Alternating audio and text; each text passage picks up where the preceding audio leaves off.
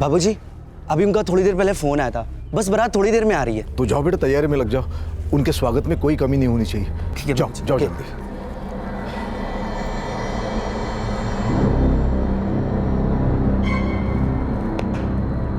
ये बबलू कैसन बुड़बक पाल रखे हम, देखा। बे नवाज, सामान अंदर कर। गलती होगी भैया जी। ओम भैया, अरे टेंशन काहे ले रहे हो, लड़के वाले हैं, थोड़ा लेट तो होंगे ही। मोहन, अरे हमारा सारा टेंशन तो तुम दूर किए हो। हाँ मोहन, तुम्हारी वजह से हमारी वैशाली की शादी हो रही है। ओम भैया, वैशाली आप ही की नहीं, हमारी भी बिटिया हैं।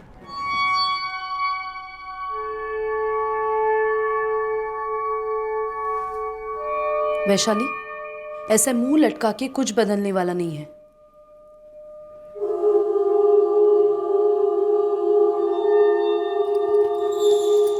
वैशाली, ये देख, तेरे मोहन चाचा बनवाए तेरे लिए।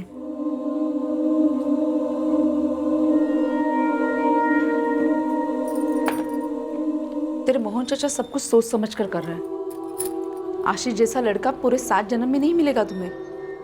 लतिका भाभी, समझाओ इसे।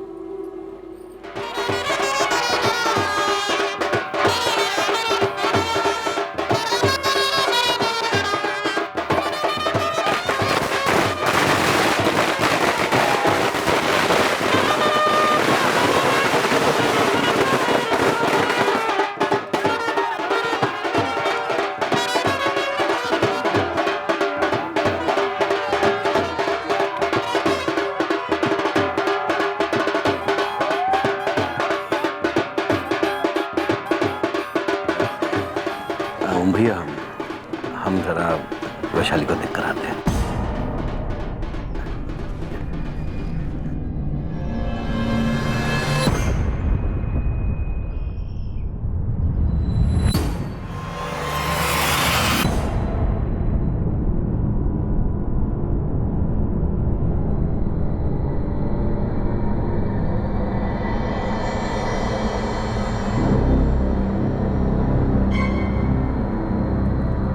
चलो जल्दी करो, और कह देते हैं सब कुछ प्यार से होना चाहिए, कोनो ड्रामे की जरूरत नहीं है।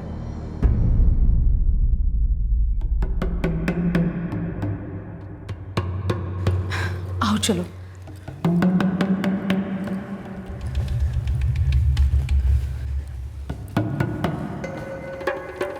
अब क्या हुआ? मुझे टॉयलेट जाना है। पर मुहूर्त का समय बीता जा रहा है वैशाली। बस 2 मिनट में आई।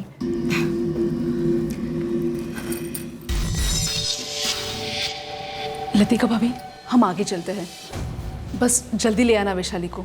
हाँ आराधना।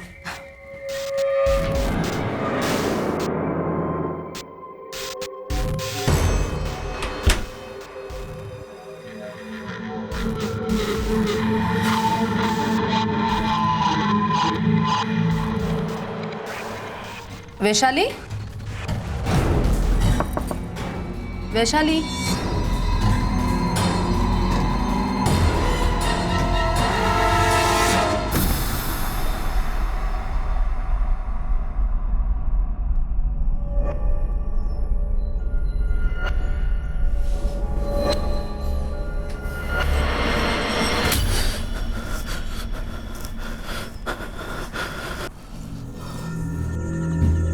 अरे क्या हुआ? कोई बुरा सपना देखेगा? वो फिर से आई थी हमारे सपने में। भाग में लिखा कौन टाल सकता है जी? खुद तो गई, हमें भी जीती जी मार गई।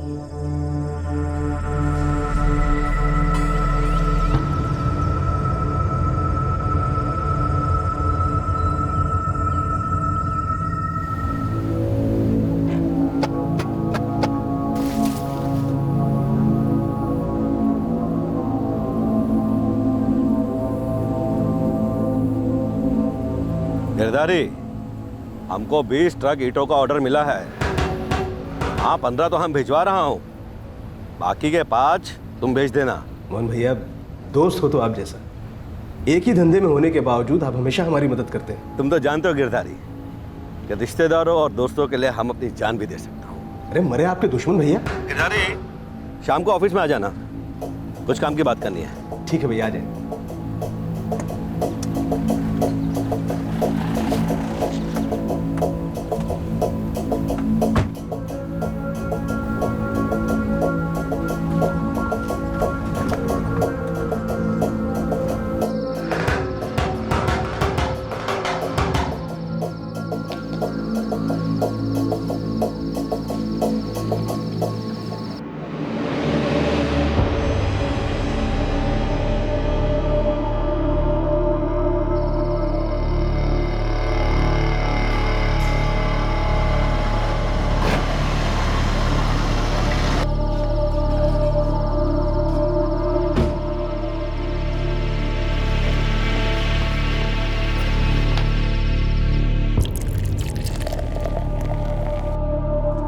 बड़ा सीधा सा ऑफर है गिरधारी। मुझे हर महीने लगभग 150 ट्रक ईंट लगने वाली है। वैसे ये मैं अकेला भी कर सकता हूं, लेकिन मैं चाहता हूं कि 20-30 ट्रक तुम अपने भी भेज दो। 20% मुनाफा तुम्हारा। क्या बोलते हो? मैं क्या बोलूं मोहन भैया, इतना बड़ा दिल है आपका। गिरधारी, तुम्हारी 2 बेटियां हैं, उनकी शादी भी करानी है। तुम्हारी बेटियां मेरी बेटियां। आप जैसा दोस्त हर किसी को मिले भैया, ये पार्टनरशिप मंजूर है। बढ़िया। बस ये बात मैं अपने पार्टनर पवन बंसल के कानों में डाल दूं। वैसे बंसल मना तो नहीं करेगा, लेकिन बोलना तो बनता है।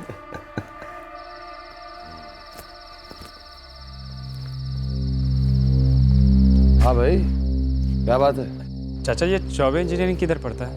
चौबे इंजीनियरिंग इस इलाके में नहीं है। वैसे ये बंसल साहब है कहाँ? कानपुर गए हैं एक पार्टी को मिलने। अबे बोला था तुझे, चला चला कर बिल्कुल हालत खराब कर दी तूने। लेकिन साहब ने तो यहीं के बारे में बताया था यार। चल वापस चलते हैं। रुक भाई, थोड़ा पानी मिलेगा? यहीं रुको, लाते हैं।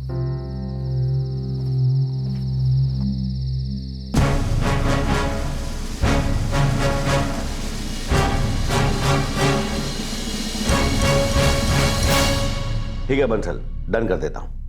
बाय। ओए, कौन है तुम दोनों? अंदर कैसे आए? मंसूर, मंसूर! वो हमारे लिए पानी लाने गया है। तो तुम दोनों अंदर क्यों आए? तेरा खून पीने।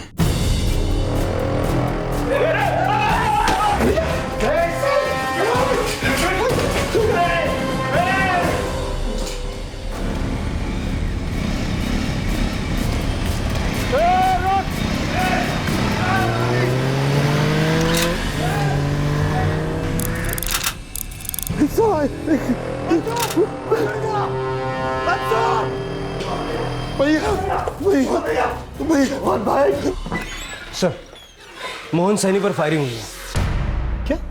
एलएनसी हॉस्पिटल ले जाया गया sir, dead on arrival. Kazi, 2 team तैयार करो तुरंत। लुकीपुर का बाहुबली मारा गया है, दंगा तो होना ही।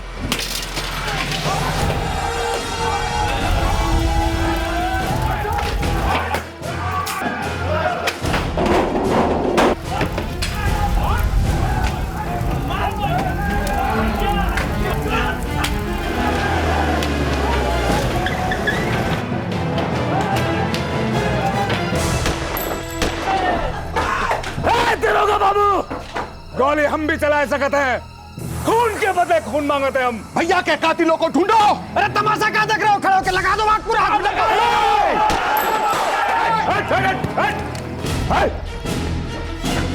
शांति बनाए रखिए। हम लोग आप लोगों से विनती कर रहे हैं कि शांति बनाए रखिए। वादा करते हैं हम आप लोगों से, मोहन सैनी के कातिलों को हम पकड़कर ही दम लेंगे, लेकिन तब तक आप लोग शांत रहिए। पूरा का पूरा नुक्कीपुर जला के राख कर देंगे। अगर ऐसा करोगे फिर तो कातिल पकड़े जाने से। समझा रहे हैं आप? पहले हमें पता तो करने दो कि यह किसने किया। अगर शहर में इसी तरह से दंगे होते रहे फिर तो वो भाग निकलेंगे ना, कैसे पकड़ेंगे हम उनको? समझो बात को। ठीक है भगत? सर, अगर ये लोग आगे बढ़े तो फायरिंग का ऑर्डर दे देना। सर।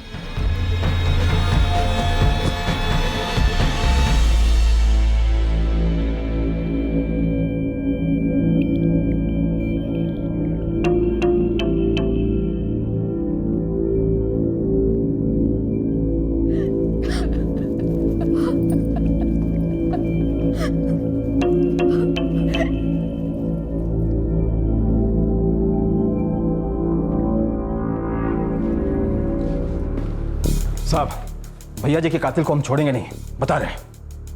शांत रहो और हमें हमारा काम करने दो। मोहन सैनी जी को जब यहाँ लाया गया था 2 घंटे पहले, वो ऑलरेडी मर चुके थे। हमें बॉडी देखनी। आप मोहन सैनी के चचेरे भाई। देखिए मोहन हमारे लिए सगे भाई से भी बढ़कर था। फिर तो लोग आपकी सुनेंगे। देखिए, समर्थकों को काबू में लाइए, इसी में सबकी भलाई है। हम कोशिश करेंगे, लेकिन एक बात का ध्यान रखिए, मोहन सैनी की हत्या हुई है और जब तक कातिल पकड़े नहीं जाते मोकीपुर की शांति दांव पर रहेगी। हम अपनी तरफ से पूरी कोशिश करेंगे और यही उम्मीद हम आपसे भी करते हैं। सब वहां वहां मेरी आंखों के सामने मेरा दोस्त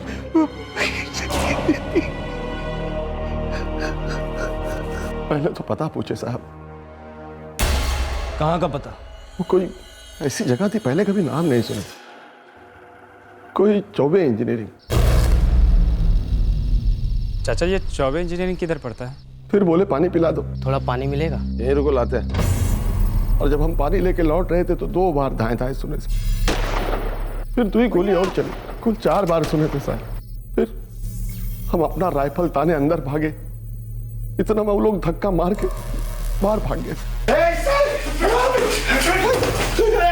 हम अपना राइफल से पीछे से उन पे फायर करने का कोशिश किए साहब, पर हमारा राइफल ही जाम हो गया था।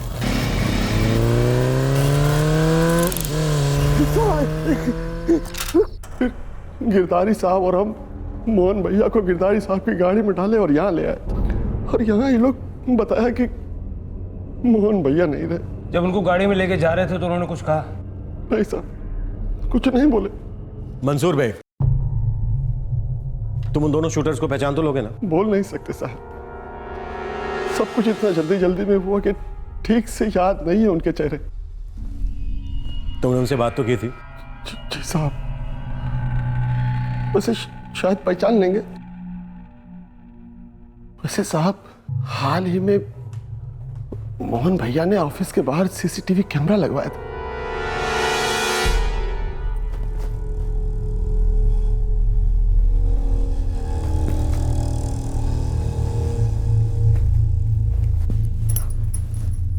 कहाँ जा रहे हैं आप?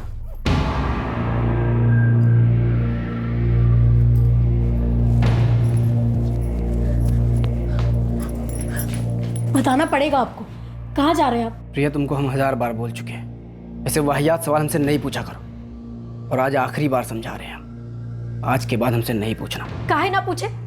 सारे मोहल्ले वाले रिश्तेदार वाले यही कहते हैं कि नकुल यादव की बीवी की कोई इज्जत नहीं। खुल गए कान? अब ध्यान से सुन, जाके बोल मोहल्ले वालों से, नकुल यादव ना तो अपनी बीवी की सुनता है और ना ही भगवान की।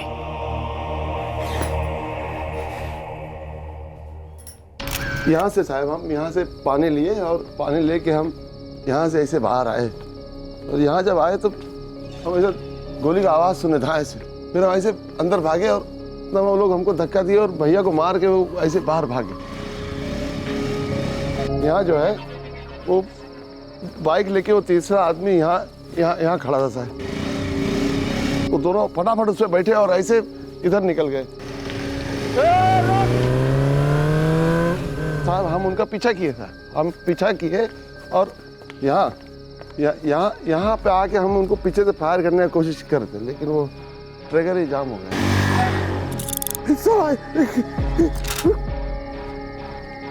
कितनी पुरानी है? 9 साल से यहाँ काम कर रहे हैं सर, तब से हमारे पास, और आज तक कभी चला ही नहीं। मोहन भैया जैसे बाहुबली पर कौन हाथ डाल सकता था साहब। भगत, इसे फॉरेंसिक भेजो और इसका लाइसेंस चेक करो। सर। काजी, सीसीटीवी फुटेज की डीवीडी निकालो, हम अभी के अभी चेक करेंगे। सर, आप दोनों को हमारे साथ पुलिस स्टेशन आना होगा।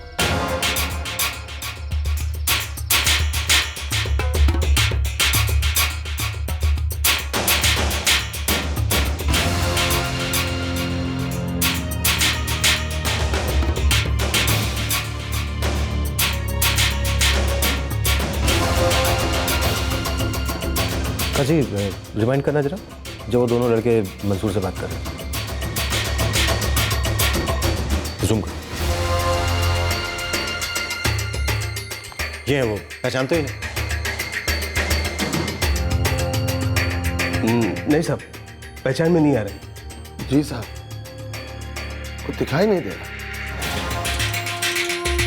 हाँ जी, बाइक।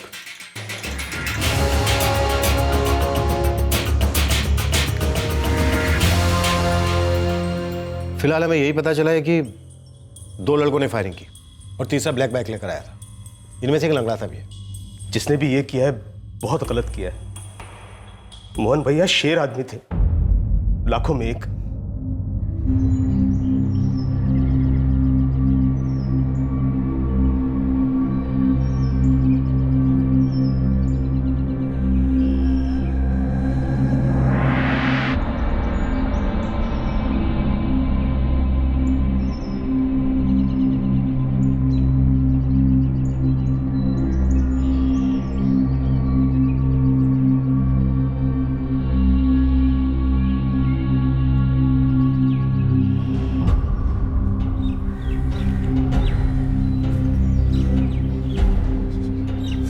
ये क्या हुआ गिरधारी?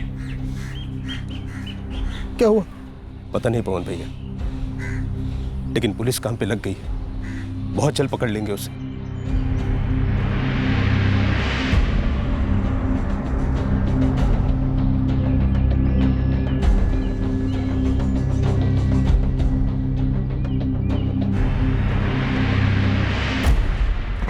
सर, मंसूर बेग की राइफल का लाइसेंस ठीक है। फॉरेंसिक ने बताया कि वाकई में जाम हो गई थी और सालों से कभी फायर नहीं हुई। मोहन सैनी पर उसी के ऑफिस में फायरिंग की गई। ये बड़ा अजीब सा लगता है कि कोई इतना बड़ा ढीठ हो सकता है। इतना बड़ा बाहुबली, इतने बड़े बड़े लोगों के साथ उठना बैठना। क्या ये कोई बिजनेस राइवलरी? सर, फायरिंग के दौरान उसका बिजनेस पार्टनर पवन बंसल कानपुर में था। आज सुबह आया। सर काफी हड़बड़ाया हुआ लग रहा था, मेरी नजर थी उस पर। उस वक्त मोहन सैनी के साथ उसका करीबी दोस्त गिरधारी लाल था और उसका भरोसेमंद वॉचमैन मंसूर बेग, जो शूटर्स के लिए पानी लेने गया था। इसमें साजिश वाला एंगल हो सकता है क्या? सर, एक बात बहुत अजीब लगी। क्या? मोहन सैनी का दाहिना हाथ है बबलू त्रिपाठी। बबलू त्रिपाठी मोहन सैनी के साथ साये की तरह रहता, लेकिन जब कत्ल हुआ तब वो उसके साथ नहीं था।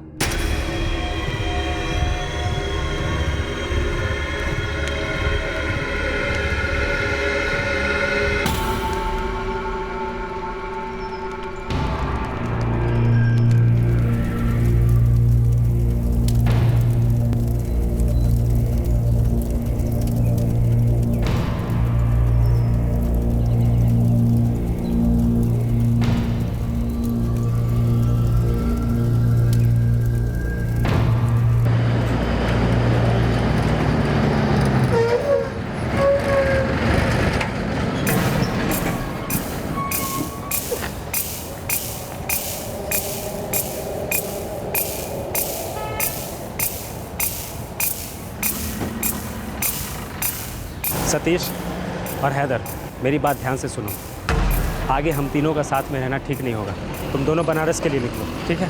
कब तक करण भाई? अबे, हम लोगों ने बाहुबली मोहन सैनी को ठोका है, किसी पनवाड़ी को नहीं। मामला लंबे टाइम तक चलेगा, ठीक है? चल, हाँ, चल मिलते हैं।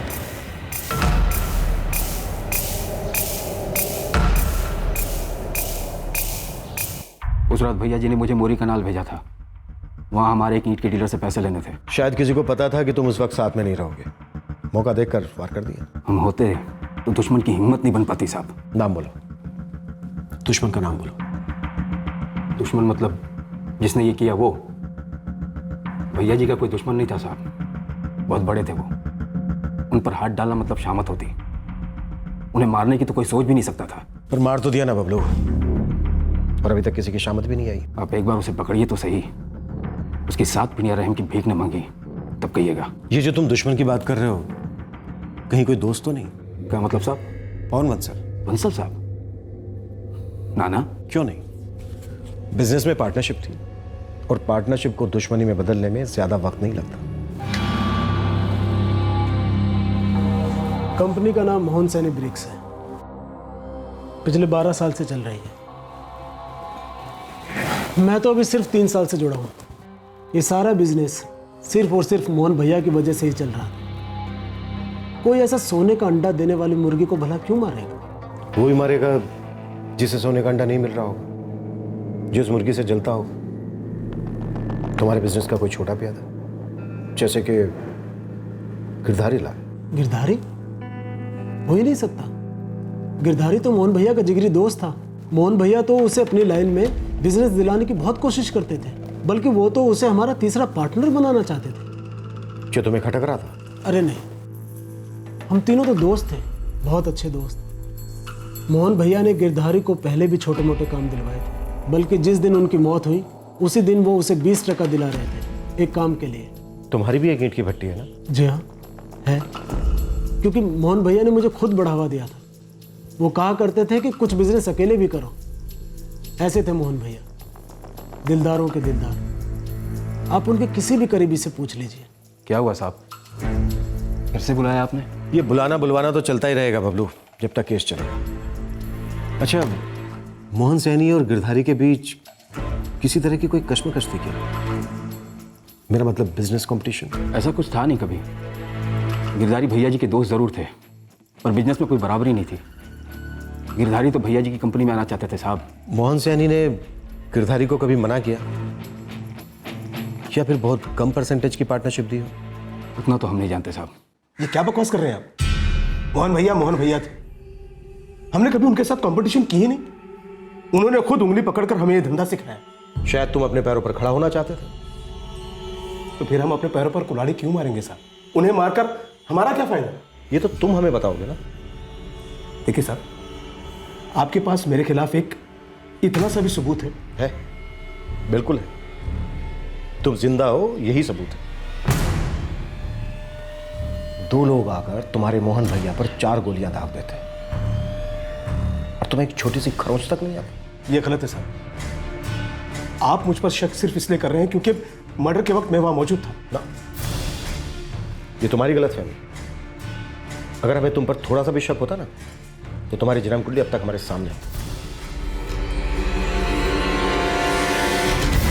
सर, पवन मंसल, गिरधारी लाल, बबलू त्रिपाठी और मंसूर बेग सभी की कॉल रिकॉर्ड्स चेक किए। कहीं कुछ शक करने जैसा नहीं मिल रहा। कितने दिनों के कॉल रिकॉर्ड्स चेक किए? पूरे 1 महीने के सारे कॉल्स, सारे पर्सनल और प्रोफेशनल कॉन्टैक्ट्स चेक किए। कहीं कोई क्रिमिनल कनेक्शन नहीं है। 4 गोलियां चली, और चारों की चारों गोलियां ऐसी जगह पर लगी जहां से बचने की कोई उम्मीद नहीं। एक भी गोली खाली नहीं। पेशेवर किलर्स से मोडस ऑपरेंडी देखो। पैदल आना, मोटरसाइकिल पर भाग जाना, और मोटरसाइकिल एकदम टाइम पर। 4 गोलियां चली, और चारों की चारों बिल्कुल सही निशाने पर। और सबसे बड़ी बात, देसी कट्टों का इस्तेमाल। एक बार में एक ही गोली चलती है। देसी कट्टे को दोबारा लोड करना पड़ता है। ठंडे दिमाग से आराम से दोबारा लोड करना, ये नौसुखियों का काम नहीं हो सकता। काजी एक काम करो, देसी कट्टा बनाने वाले, बुलेट्स बेचने वाले इलाके के जितने भी हिस्ट्री शीटर्स हैं, सबको राउंड अप करो।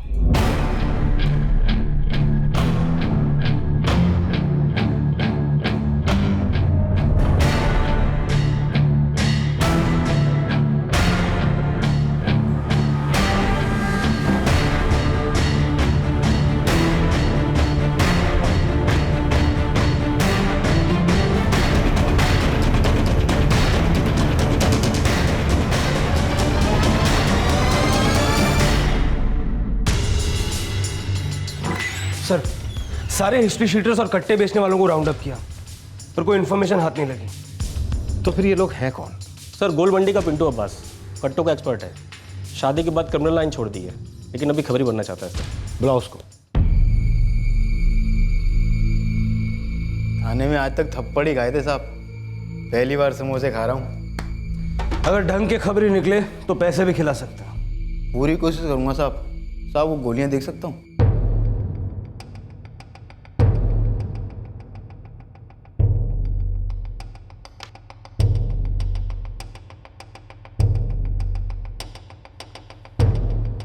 साहब, ये गोलियां कानपुर के कट्टों में लगती हैं, और महाराष्ट्र के गढ़चिरौली में भी खूब चलते हैं।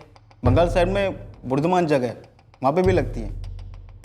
कहने का मतलब साहब कि कट्टों की कोई जात नहीं होती, कट्टा कहीं का और गोली कहीं की। मुद्दे पे आ पिंटू। मुद्दा चांस का है साहब। ये कट्टों का खेल भी चांस का होता है। आधे से ज़्यादा कट्टे तो एक फायर के बाद कभी चलते ही नहीं, और कुछ कट्टे तो साहब बैक फायर भी करते हैं, उड़ाने वाला खुद ही उड़ जाता है। और कुछ खास कट्टे भी होते हैं साहब जो कभी धोखा नहीं देते। 4 गोलियां चली थी, चारों निशाने पे लगी। निशाना था मोहन सैनी। हमें लगता है ये काम किसी पेशेवर का है। वही तो कह रहा हूँ मालिक, ऐसे कट्टे सिर्फ पेशेवर ही इस्तेमाल करते हैं। मोहन को अगर कोई खतरा होता भी तो वो हमसे कभी नहीं कहता, हम लोगों को टेंशन में कभी नहीं डालता। हाँ, लेकिन इसका मतलब ये नहीं है कि उनके दुश्मन ना हो या फिर उन्हें धमकी नहीं मिल रही। इतनी बड़ी हस्ती, इतना रुतबा, इतना पैसा, कोई ना कोई जलने वाला होगा ही। एक बात आपसे जरूर कहूंगा, लोग मोहन से जलते कम थे, डरते ज्यादा थे। मोहन से बैर लेना मतलब अपने ही पैर पर कुल्हाड़ी मारने के बराबर था।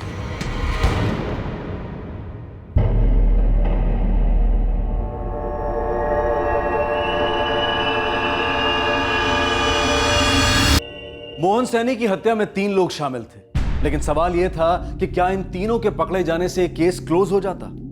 कौन था मोहन सैनी का असली हत्यारा जिसने ये सुपारी दी थी? ये पेशेवरों का काम है साहब, पर सुपारी नहीं है। क्या मतलब? मतलब साहब ये काम पैसों के लिए नहीं हुआ। मोहन सैनी नूकीपुर का बादशाह था।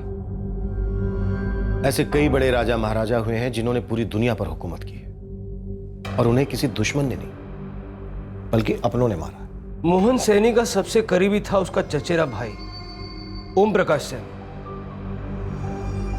इन दोनों के बीच जैसा दिखता है शायद वैसा है नहीं, और जैसा है वो दिखता नहीं। ओम प्रकाश की ट्रैकिंग शुरू करता हूं।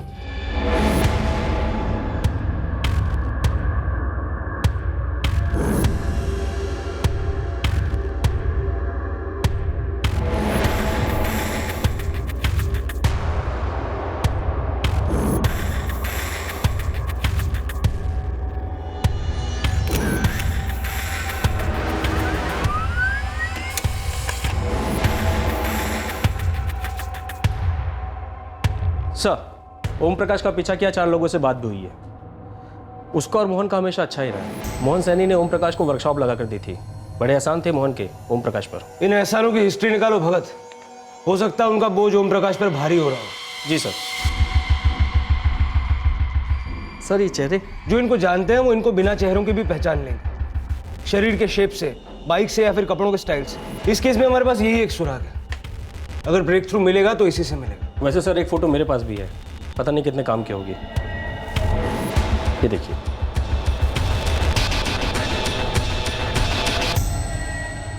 बबलू, अब तक नहीं पता चला वो लोग कौन थे? अब तक कुछ नहीं पता चला भाभी जी, ना हमारे लोगों को और ना ही पुलिस को।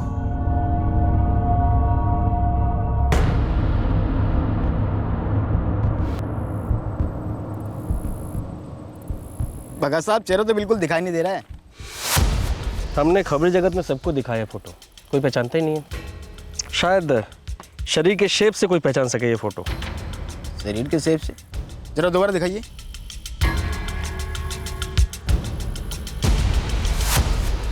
भगत साहब, ये जो सबसे पीछे बैठा है ये क्या तनिक लंगड़ाता है क्या? वो टीवी फुटेज में देखे थे आप? हाँ हाँ, शायद लग रहा था।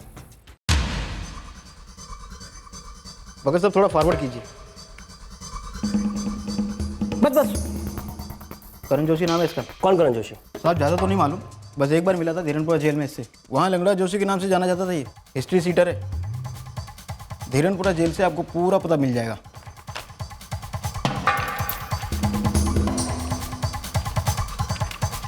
करण जोशी, ये रहा।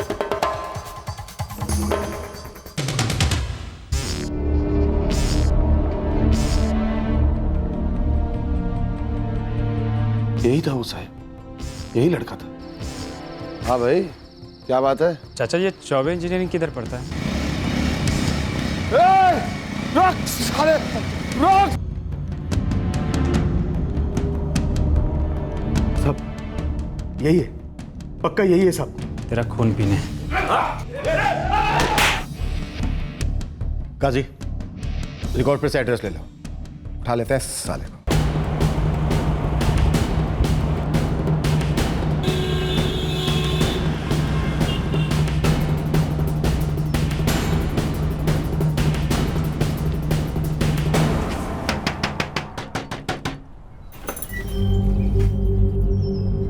जी क्या बात है? करण जोशी है घर में? करण जोशी साहब, यहाँ कोई करण जोशी नहीं रहता साहब। ये तो पप्पू है, 2 साल पहले हमारा किराएदार था। अकेला रहता था? करता क्या था? हाँ साहब, अकेला रहता था, लेकिन किसी को कुछ बताता नहीं था।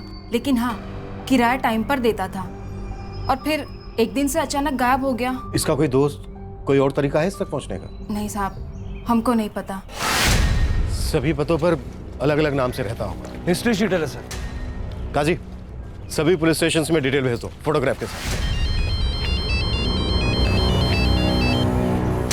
हाँ बोल पिंटू। भगत साहब, आपको एक नंबर SMS कर रहा हूँ। किसका नंबर है पिंटू? वही जिसकी आपको तलाश है, करण जोशी। नंबर तो अभी स्विच ऑफ जा रहा है, पर आपके काम आ सकता है। ठीक है, नंबर भेज।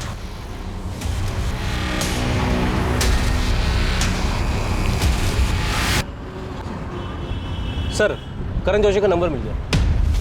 काजी, इस नंबर की डिटेल्स निकलवाओ।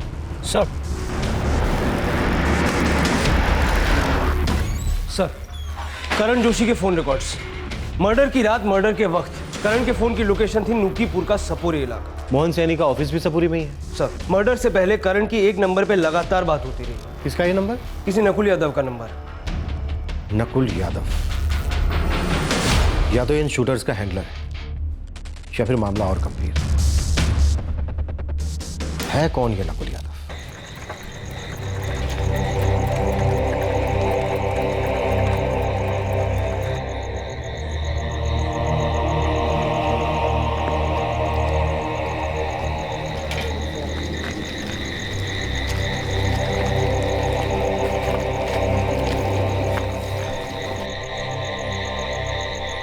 मोहन सैनी के हत्यारों में से एक शूटर करण जोशी की पहचान हो चुकी थी। ये एक मेजर ब्रेक थ्रू था पुलिस के लिए। यह भी साफ हो चुका था कि नकुल यादव नाम के एक आदमी का इस हत्याकांड के साथ कोई रिश्ता जरूर था। क्या था यह रिश्ता नकुल यादव और मोहन सैनी के बीच? पुलिस अब इस केस के अगले पायदान पर जरूर थी, लेकिन यह सीढ़ी कितनी लंबी थी और कहां तक जाती थी, यह जानना अभी बाकी था। हाँ इंस्पेक्टर, ये नकुल यादव एक हिस्ट्री शीटर है। यहीं बिन्नौजगढ़ सब्जी मंडी में हफ्ता वसूली करता था, गुंडागर्दी करता था, फिर एक मर्डर केस में अंदर हो गया। कब की बात है ये? 2009 की बात है। इसे धीरनपुरा जेल भेजा गया, जहां ये करण जोशी भी एक मर्डर केस में अंदर था।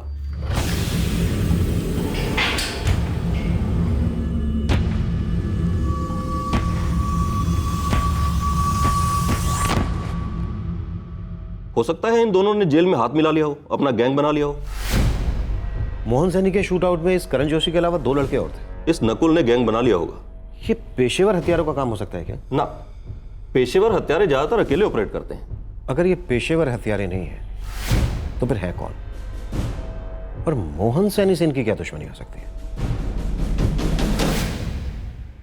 कल आइसक्रीम पॉइंट पर आया था वो अपनी बीवी के साथ। एक छोटा बच्चा भी है, शायद लड़का है। किसकी बात कर रहे हो तुम? आशीष।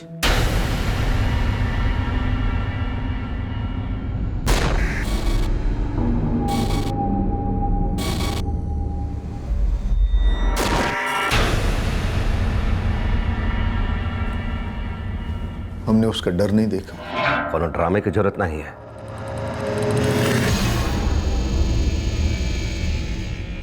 और ना ही उसका दर्द देख पाए।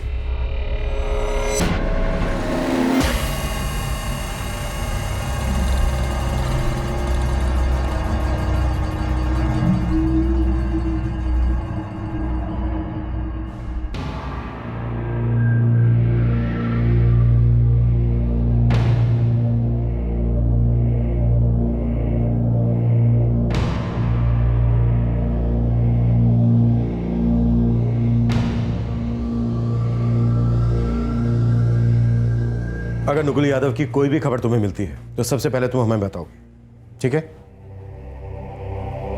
मेरे पति के बारे में मुझे दुनिया वालों से ही पता चलता है कि वो कहाँ है और कहाँ नहीं।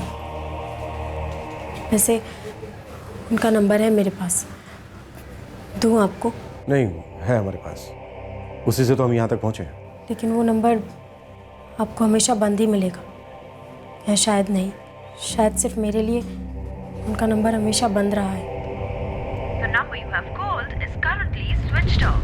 सर, नकुल की पत्नी प्रिया ने सही कहा था, वाकई में नकुल का फ़ोन बंद आ रहा है। रिकॉर्ड्स के मुताबिक उसकी लास्ट लोकेशन उसी का घर है, फ़ोन तब से स्विच ऑफ है।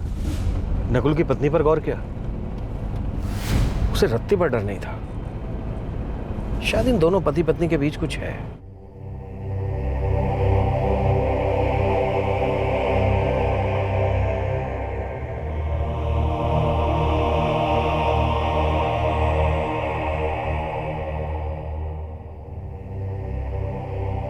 नकुल यादव? हाँ, आप जानते हैं उसे? जी हाँ, बहुत अच्छी तरह जानता हूँ। हमारे धंधे का लड़का है, उसकी भी ईंट की भट्टी है। एक बार हमें बहुत बड़ा कॉन्ट्रैक्ट मिला था, इतना बड़ा कि उसे पूरा कर पाना मुश्किल था। तो मैंने सोचा कि नकुल से भी कुछ ट्रक ईंटें मंगवा लेता हूँ। मैंने उससे बात भी कर ली थी, लेकिन क्या बंसल जी? मोहन भैया। बंसल, तुमने नकुल यादव के साथ काम की बात की? जी हाँ, उसी बारे में आपसे बात करनी थी। पहले उससे बात कर ली, उसे हाँ कह दिया, और अब मुझे पूछ रहे हो? वो जो हमारा कॉन्ट्रैक्ट था, उसके लिए 16 ट्रक ईंटें कम पड़ रही थी, तो मैंने सोचा कि नकुल के बारे में सोचना भी नहीं है। उसे हमारी कंपनी में तो क्या, कहीं भी कांटेक्ट नहीं मिलना चाहिए, कभी भी नहीं। लेकिन क्यों, ऐसा क्या? बंसल, हम पार्टनर हैं, है ना? जी हाँ। आइंदा इस बारे में मुझसे कोई भी बहस मत करना। ऐसी भी क्या प्रॉब्लम थी मोहन सैनी को नकुल यादव से? जी, मैंने कभी पूछा नहीं। कोई निजी दुश्मन? जी, मुझे सचमुच कुछ नहीं पता। आपको नकुल यादव पर शक है क्या? हालांकि ये बात बहुत पहले की है। मोहन सैनी पर घोड़ा दबाने वाले एक शूटर की लगाम नकुल यादव के हाथ में थी, या फिर कहें पूरे गैंग की। हमें लगता है कि मोहन सैनी के हत्यारे पहचाने गए हैं, बस उन्हें पकड़े जाने की देर है।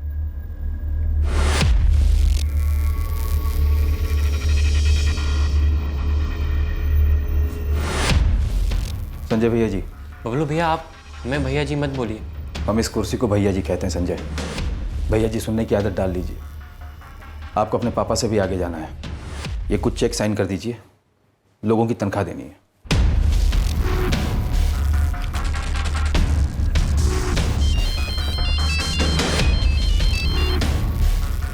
जी? पुलिस को मोहन के हत्यारों के बारे में पता चल गया बबलू। कौन है वो? वो जो नकुल यादव था, उसका नाम आया है।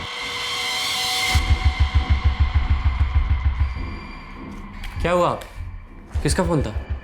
नहीं, किसी का नहीं संजय भैया जी।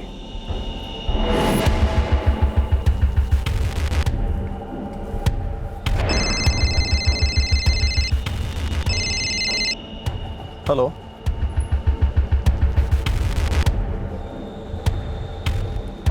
नकुल यादव 4 साल बाद?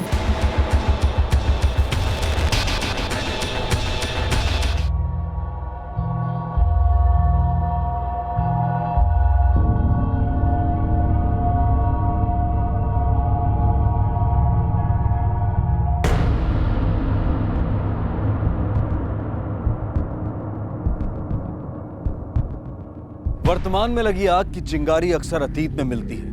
गड़े मुर्दे उखाड़ने के लिए अक्सर गहराई तक खोदना पड़ता है। पुलिस को अतीत की गहराई तक जाने के लिए एक रोड मैप मिल गया था। मोहन सैनी हत्याकांड में नकुल यादव मुख्य आरोपी के रूप में सामने आ रहा था। कौन था यह नकुल यादव? क्या थी उसकी कहानी और क्या थी उसकी दुश्मनी मोहन सैनी के साथ? क्या सिर्फ नकुल ने ही मोहन को मरवाया था या फिर किसी और ने? मोहन सैनी हत्याकांड में पुलिस इन्वेस्टिगेशन एक दुखद कहानी को अतीत के खामोश अंधेरे से वर्तमान की रोशनी में ले आई।